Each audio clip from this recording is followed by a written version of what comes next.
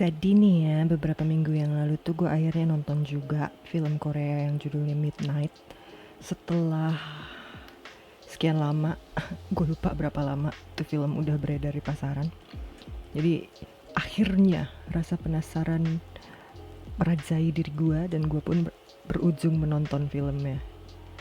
Gue sendiri sih gue nggak tahu banyak soal film ini selain soal salah satu pemainnya adalah Wi Ha Jun, and that's it, that's all I know. Gua nggak tahu cerita utamanya kayak apa, soal apa. Gue juga nggak pernah lihat trailernya, gue cuma pernah lihat uh, posternya sekali, dan based on that gue yakin sih filmnya bakal jadi film thriller ya, soalnya rada-rada rada-rada menunjukkan itu sih gitu ya. Ada Wi Ha Jun, terus filmnya sepertinya film thriller. Sepertinya dua hal itu udah cukup buat jadi alasan gue untuk nyoba nonton filmnya. Gue sendiri sih nggak terlalu familiar ya dengan actingnya Wi Ha Jun. I mean, I saw him in Squid Game, but that's it. Gue belum pernah lihat dia di serial atau film yang lain, jadi gue nggak kebayang seberapa versatile kemampuan actingnya dia. Setelah gue nonton film ini sih gue bisa bilang, ternyata actingnya kece juga. Di sini kan ceritanya dia tuh jadi psikopat yang suka random bunuhin orang pas malam-malam gitu ya. Terutama korbannya biasanya cewek gitu. Nah, selama dia nongol nongol di layar tuh gue apa ya? Gue selalu ngerasa gemes banget gitu, kesel banget. Kenapa sih ini orang jahat banget? Brutal amat jadi orang. Gue sampai heran sendiri jadinya.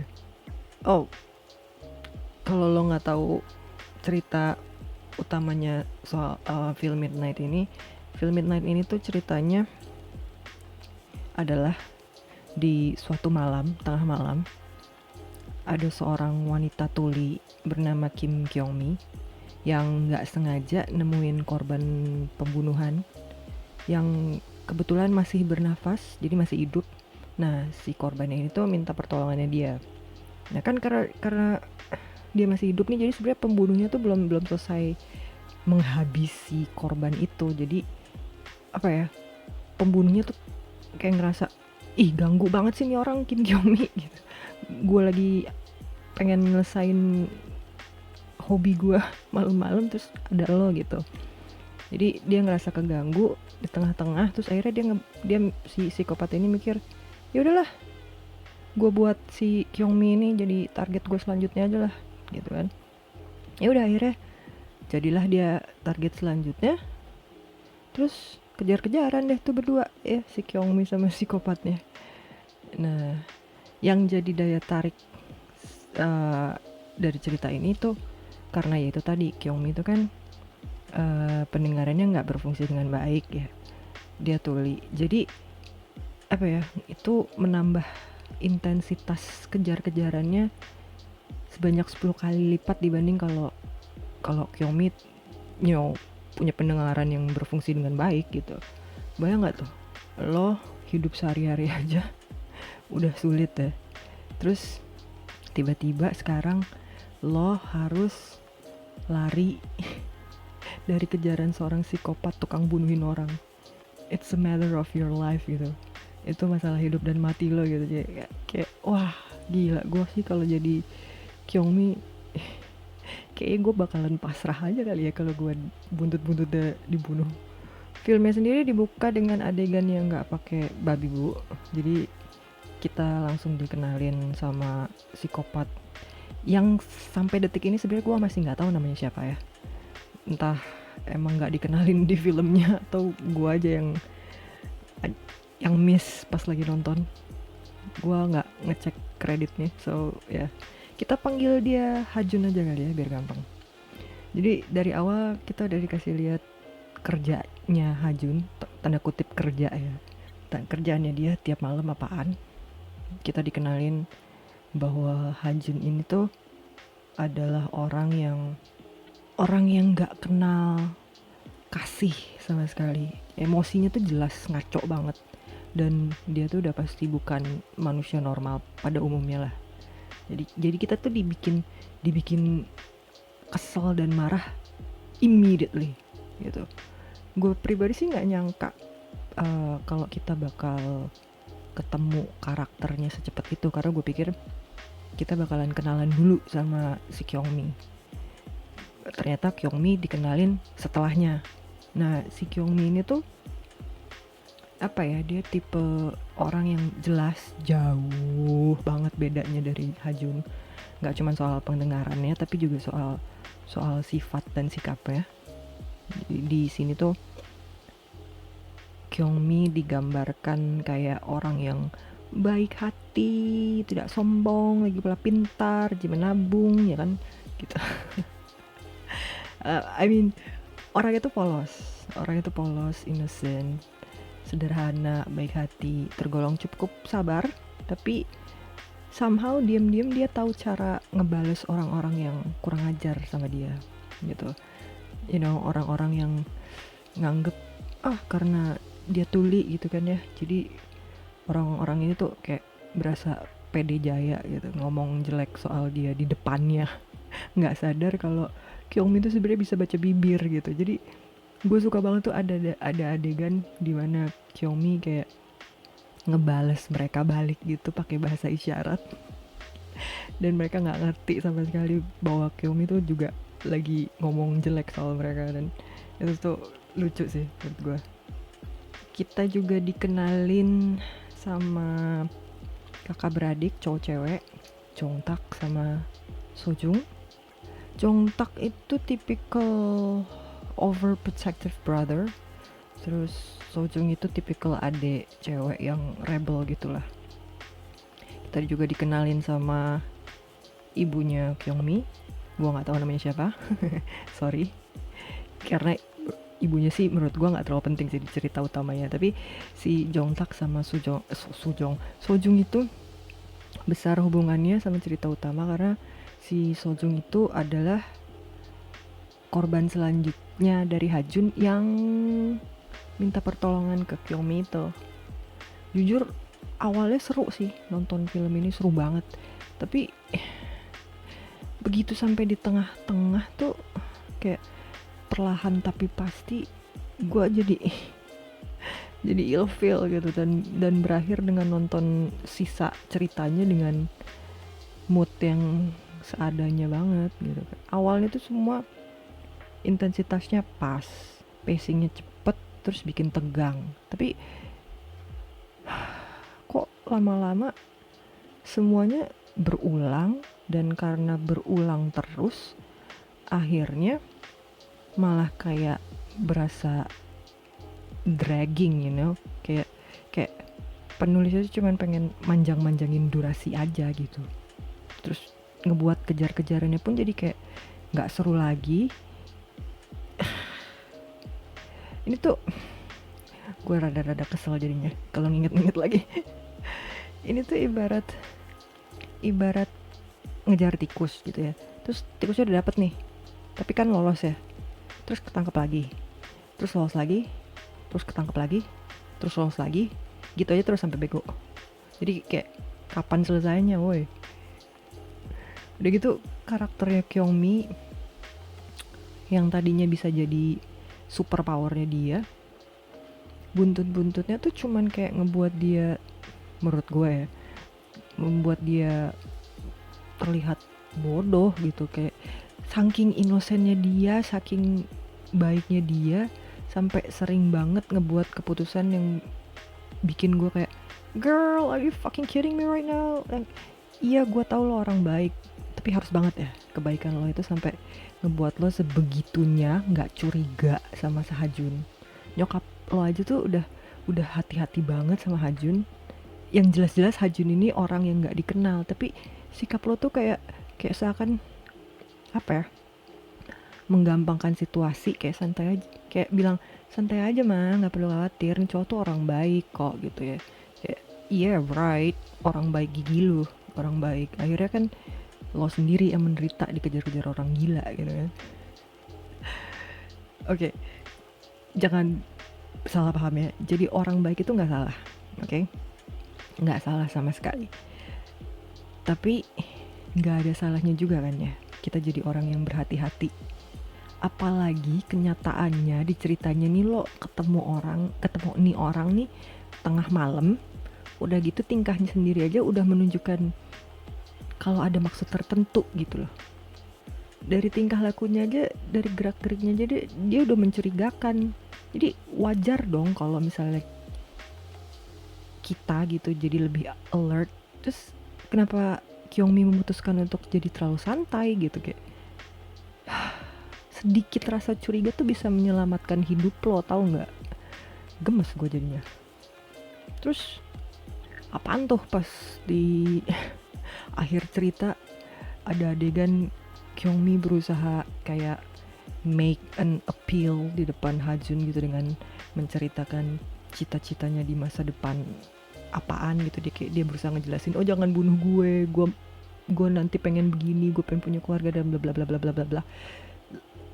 Come on girl, like udah jelas-jelas nih orang dari awal ngejar-ngejar lo tujuannya cuma satu, pengen bikin lo metong. Sikapnya dia aja juga udah menunjukkan kalau dia sama sekali gak punya empati whatsoever, dan lo berusaha menyentuh perasaannya dia dengan kata-kata mutiara. Kayak dude, really?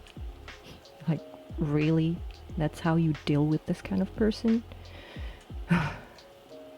Untungnya gue kesel nih, untungnya Hajun tetap in karakter gitu ya, masih tetap nggak peduli, masih tetap kayak ya ngomong aja, serah lu, mau ngomong apa serah lu deh gitu. Kalau gue sih tetap pengen ngebunuh lo gitu, intinya gitu ya. Jadi menurut gue bagus. Kalau Hajun sampai tiba-tiba berubah jadi lembut hatinya, itu mungkin gue udah banting TV kali itu. Untungnya penulisnya masih waras, ngebuat Hajun juga masih waras, masih masuk akal. Another character yang bikin gue rada emosi juga adalah Jongtak, si kakak cowok yang ternyata kerjanya jadi security. Wah, gue tidak menyangka kalau dia bakalan jadi orang yang egois dan cuma peduli soal diri sendiri. Gue pikir tuh ya, sebagai orang yang kerjaannya melindungi orang lain, dia akan jadi karakter yang rasional dan ngayomi gitu. Tapi kenyataannya tidak, saudara-saudara. Oke.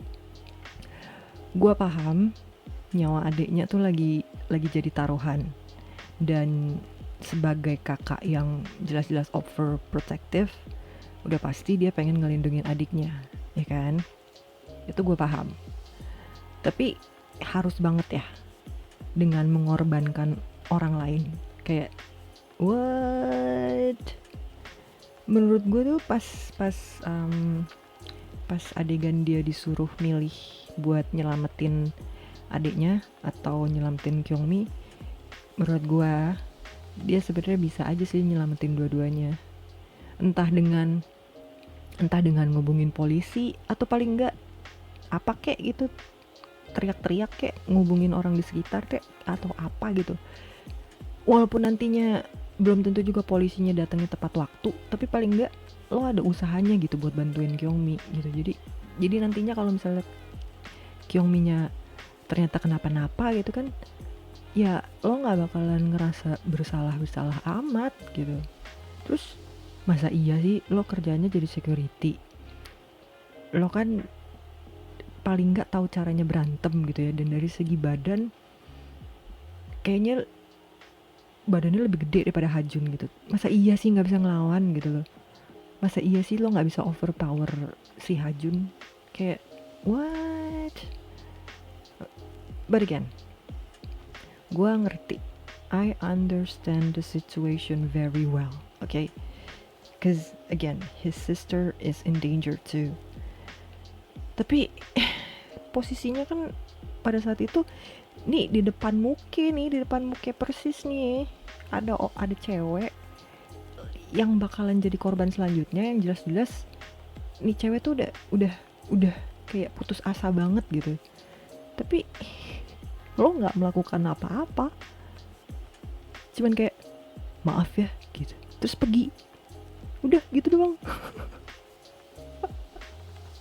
Kayak jeez ya, itu kayak nunjukin what kind of person you are gitu loh. Dang. Ya gue tahu sih akhirnya dia berubah dan memutuskan untuk membantu si Kyungmi setelah tahu kalau adiknya baik-baik aja. Untungnya belum telat ya, untungnya si Kyungmi masih hidup. Coba kalau nggak, acak adut tuh perasaan. Oh, adegan terakhir yang nunjukin dia nginjek tangannya Hajun itu menurut gue nggak banget sih, kayak hah, harus ya kesannya.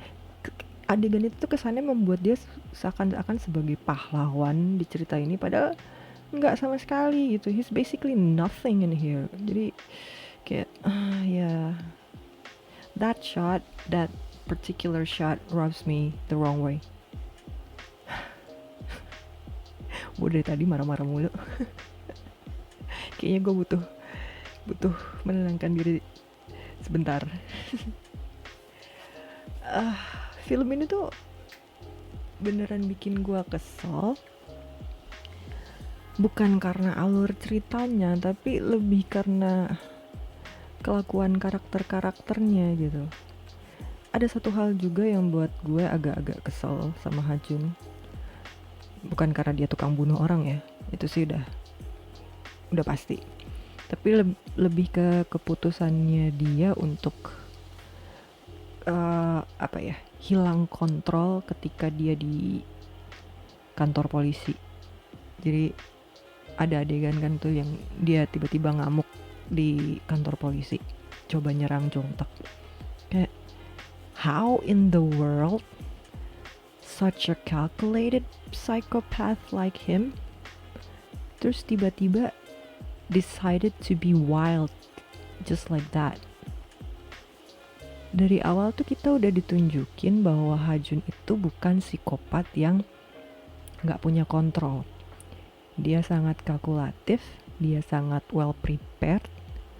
Terus out of nowhere tiba-tiba dia nyerang Jongtak gak pakai mikir, gak pakai gua gak ngerti ya kenapa tiba-tiba dia nyerang si Jongtak. Terus di dalam kantor polisi pula gitu. Kan udah gila.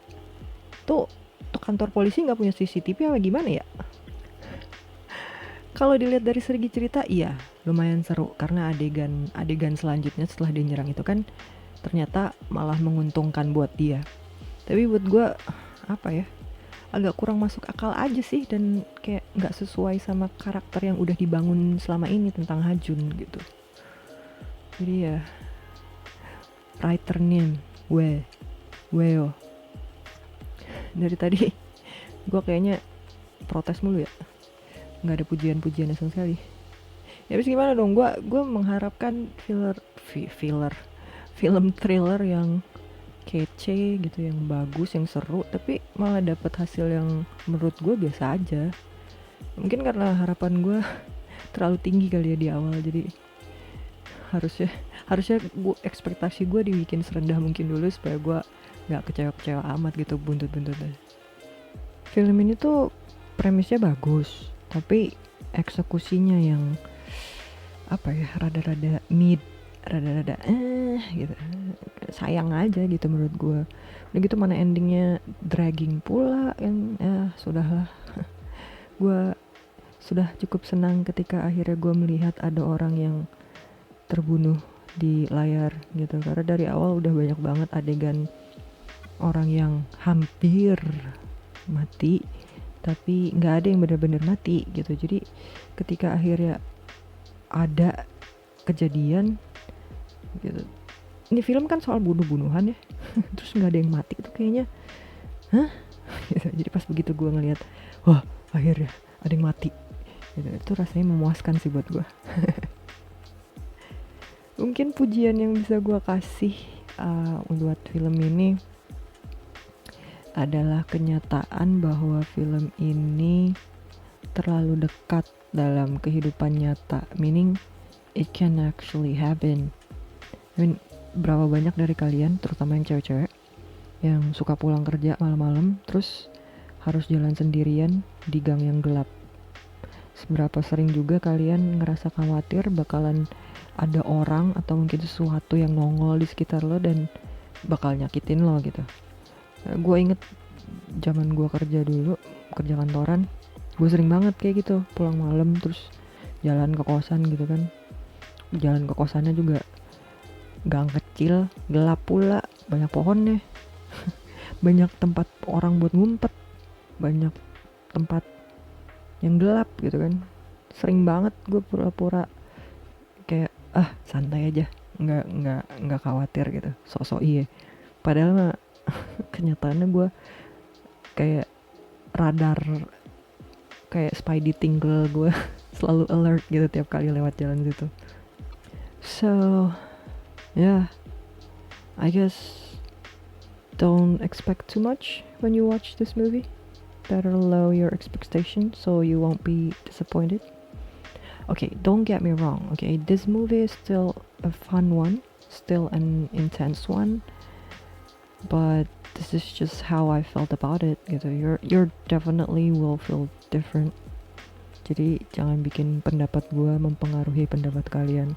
Ada baiknya sih kalian nonton sendiri aja biar tahu rasanya kayak apa. Anywho, that's it for today. See you guys on the next movie review.